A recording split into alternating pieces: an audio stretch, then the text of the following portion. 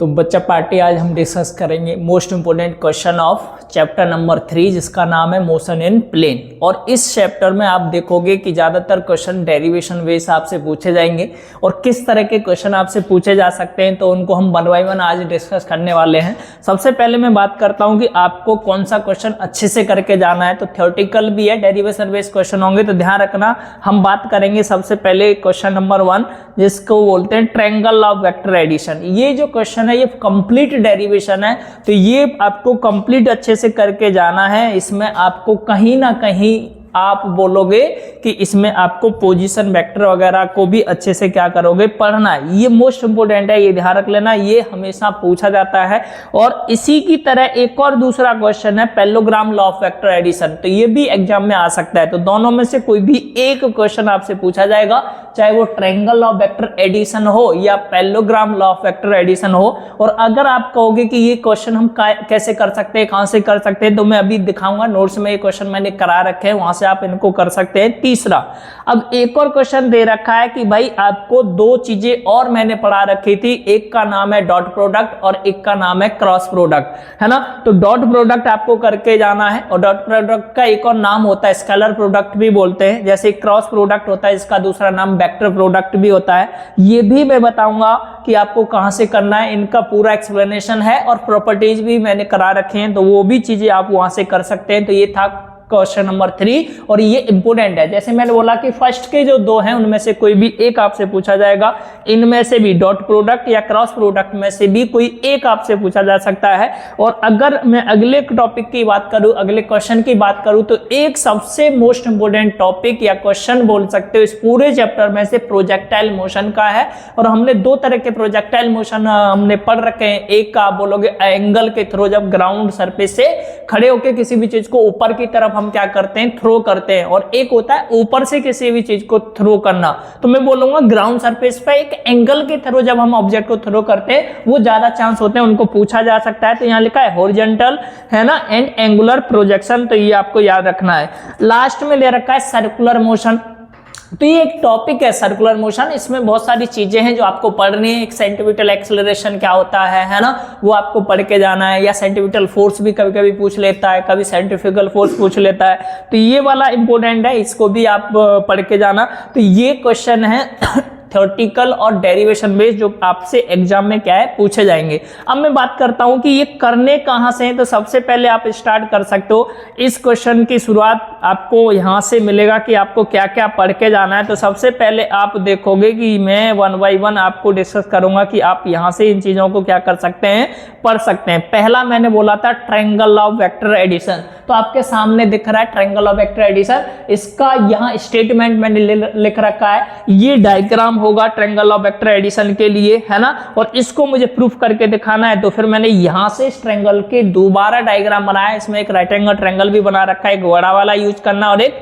Right angle जो छोटा वाला है। बड़े वाले का नाम क्या है, ONQ बोल सकते हैं, और छोटे वाले का नाम क्या है, PNQ। इन दो राइट एंगल ट्रायंगल का यूज करके हम इसको एक्सप्लेन करेंगे, तो फाइनल फॉर्मूला मुझे मिल जाता है। इसमें आप देखोगे कहीं ना कहीं डायरेक्शन भी निकालने के लिए आता है। तो डायरेक्शन के लिए आपको कौन सा एंगल, डायग्राम में देखो जरा, यहाँ एक एंगल दिख रहा है बीटा, इसका आपको यूज करना है 10 के साथ। तो 10 बीटा इक्वल टू क्या होगा, परपेंडिकुलर, जो कि यहाँ पर क्या है QN, और बेस में क्या दे रखा है ON। इसको हम तोड़ सकते हैं OP प्लस PN में, यहाँ वैल्यू पुट करोगे तो आपको डायरेक्शन भी मिल जाएगी। तो डायरेक्शन के लिए फॉर्मूला है। अगला टॉपिक हमने डिस्कस किया था, क्या है important, parallelogram law of vector addition, वो भी मैंने यहाँ पर कर रखा है। ये आपके सामने डायग्राम है, ये कंसिडरेशन, इसकी स्टेटमेंट आप लिख सकते हो, है ना। स्टेटमेंट आपको अपने आप लिख के देखनी है। अब इसके बाद देखो, इसको भी रिजल्ट में हमने यहाँ लेके आ गए, है ना। इसमें केस दे रखे हैं कि अगर थीटा 0 होगा तब क्या होगा, तो मैं बोलूंगा थीटा 0 है, उस केस में आप बोलोगे रिजल्टेंट जो होगा वो सीधा सीधा आप ऐड कर सकते हो। दोनों जो भी वेक्टर आपको दे रखे होंगे सीधा ऐड करो, रिजल्टेंट आपको मिल जाएगा।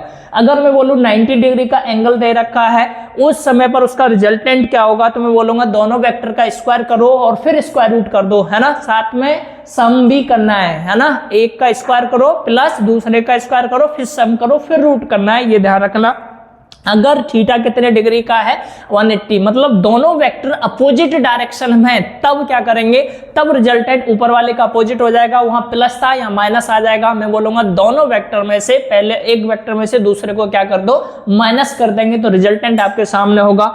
दूसरा, रिजल्टेंट के बाद डायरेक्शन हमने पहले डिस्कस कर ही लिया। इसके बाद इसमें से और क्या इंपोर्टेंट है, तो हमने ये भी बताया था कि डॉट प्रोडक्ट आपसे पूछा जा सकता है, मैंने नाम भी बताया था। डॉट प्रोडक्ट का दूसरा नाम क्या होता है, स्केलर प्रोडक्ट, और इसके अगला कौन सा होता है, तो वेक्टर प्रोडक्ट, या जो इसका दूसरा नाम क्या होता है, क्रॉस प्रोडक्ट। तो ये भी इंपॉर्टेंट है। इसका फॉर्मूला क्या होगा, तो एक फॉर्मूला होगा a dot B equal to A B cos theta, और जब हम इसको आगे करते अलजेब्रा की फॉर्म में रखते, जब इक्वेशन फॉर्म में हमारे पास है, तो इसका फॉर्मूला क्या होता है, a डॉट बी का आप बोलोगे जो मैग्नीट्यूड होते हैं वेक्टर्स में, x1 x2 plus y1 y2 plus z1 z2, ये भी एक फॉर्मूला है डॉट प्रोडक्ट का।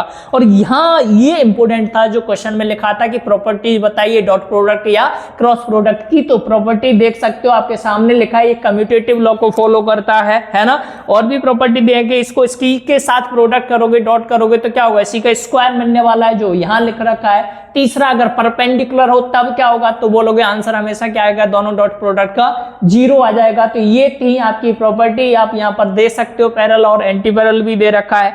फिर इसके बाद एग्जाम्पल क्या हो सकते हैं, वो भी मैंने यहाँ लिख रखे हैं, इनके एग्जाम्पल आप पढ़ सकते हैं। इसके बाद हम आगे जाएंगे, है ना। उसके बाद आपको क्या पढ़ना है, इसमें आप देखोगे वेक्टर प्रोडक्ट, जिसका अगला नाम क्या था, क्रॉस प्रोडक्ट। तो क्रॉस प्रोडक्ट का एक फॉर्मूला होता है A B sine theta into N cap, और एन कैप डायरेक्शन के लिए यूज होता है। और अलजेब्रा में देखोगे तो इसका फॉर्मूला आपके सामने लिखा हुआ है, इस फॉर्म में लिखना है, ये वाला इसका फाइनल फॉर्मूला होगा, है ना। इसके बाद इसकी भी प्रॉपर्टी हमने 1 by 1 डिस्कस कर रखी है, तो ये प्रॉपर्टी है। तो ये थे आपके मोस्ट इंपोर्टेंट क्वेश्चन, है ना। ये प्रॉपर्टी सबसे ज्यादा इंपोर्टेंट होती है, ध्यान रखना, ये पूछी जाती है पेपर में, कई बार ये पूछा जाता है कि एरिया ऑफ पैरेललोग्राम जब निकालते हैं वो भी आपको क्या देता है, क्रॉस प्रोडक्ट देता है, जो हमने यहाँ पर प्रूव भी कर रखा है। तो ये थे इसके मोस्ट इंपोर्टेंट क्वेश्चन। और अगर मैं बात करूं प्रोजेक्टाइल मोशन से रिलेटेड क्वेश्चन क्या हो सकते हैं, तो प्रोजेक्टाइल मोशन से इंपोर्टेंट क्वेश्चन आप देखोगे, उनको भी मैं आपके सामने बताता हूं। सबसे पहले जो सबसे ज्यादा इंपोर्टेंट क्वेश्चन है वो आपके सामने है, आप देखो 1 by 1। ये projectile fire parallel to horizontal, ये क्वेश्चन है। जब हम किसी ऑब्जेक्ट को ऊपर से ड्रॉप करते हैं, छोड़ते हैं, रिलीज करते हैं, अगर हम आप एक एंगल के थ्रो कर रहे हैं नीचे ग्राउंड से, तो यहाँ मैंने लिखा है projectile fire eight an angle with horizontal. तो ये वाला डायग्राम आपके सामने होना चाहिए। इसमें क्या क्या निकालना होता है, एक तो इक्वेशन बनानी होगी, ट्राजेक्टरी मोशन बताना होगा हॉरिजॉन्टल और वर्टिकल, फिर मैक्सिमम हाइट बताना होता है, और आपको टाइम ऑफ फ्लाइट बताना होता है, और इसमें लास्ट में हॉरिजॉन्टल रेंज। तो क्या क्या हमें करना है ये मैक्सिमम मार्क्स का, जैसे मैंने यहाँ लिखा है मोशन अलोंग वर्टिकल, इसके बाद हमने लिखा है इक्वेशन ऑफ ट्राजेक्टरी, इसके बाद हमने टाइम ऑफ फ्लाइट निकाला, इसके बाद हमने इस क्वेश्चन में मैक्सिमम हाइट, और लास्ट में हमने क्या कैलकुलेट किया है, हॉरिजॉन्टल रेंज। तो ये क्वेश्चन है जो आपको एग्जाम में क्या है पूछे जाते हैं, जो आपको यहाँ से क्या है अच्छे से प्रिपेयर कर सकते हो, अच्छे से तैयारी करके इसकी जा सकते हैं, और आप पेपर में इसको क्या कर सकते हैं, सॉल्व। इसके बाद एनसीईआरटी की बुक के कौन कौन से क्वेश्चन है एग्जाम्पल, और वो मैं आपको बता रहा हूं। सबसे पहले आप इस साइड देखो, एग्जाम्पल मैंने लिख रखे हैं 1 और 3 6, ये एग्जाम्पल कम से कम आपको करके जाने हैं इस पूरे चैप्टर में। एक्सरसाइज के कौन कौन से क्वेश्चन आप करके जा सकते हैं, तो 6, 10, 13, 14, है ना, ऐसे 17, 18, 20, 21 और 25, ये कम से कम ये क्वेश्चन आप ट्राई करके जाना। और आप देखोगे सेम ये जो हमने डेरिवेशन किए हैं उन्हीं अधिकतर फॉर्मूलों पे बनने वाले हैं, तो इतने क्वेश्चन आप इस चैप्टर से करके जा सकते हैं। इससे बाहर आपको कोई भी क्वेश्चन पेपर में नहीं पूछा जाएगा, बस आपके कॉन्सेप्ट अच्छे होने चाहिए सारे, और सारे डेरिवेशन आपको अच्छे से क्या करके जाना है। आज के लिए इतना ही, नेक्स्ट टाइम, धन्यवाद।